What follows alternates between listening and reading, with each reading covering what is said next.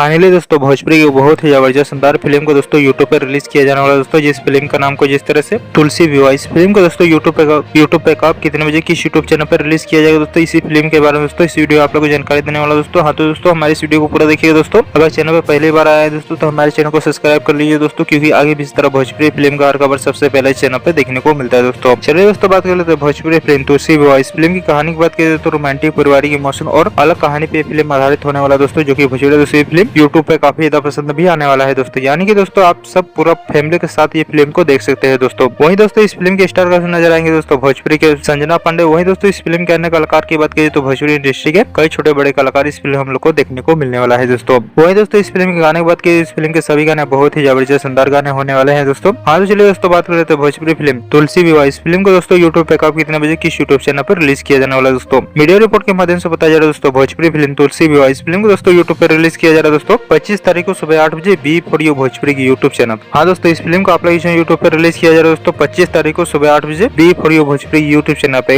इस फिल्म को दोस्तों यूट्यूब पे देखिएगा दोस्तों, बहुत ही जबरदस्त शानदार कमाल का फिल्म होने वाला है दोस्तों। और दोस्तों भोजपुरी की खबर आप लोग कैसे रहा दोस्तों नीचे कमेंट सुनना जरूर बताए दोस्तों। इसी तरह वीडियो देखने के लिए दोस्तों हमारी इस वीडियो को लाइक करें, चैनल को सब्सक्राइब करें, शेयर करें। इसी के साथ में मिलते हैं दोस्तों अगले वीडियो में।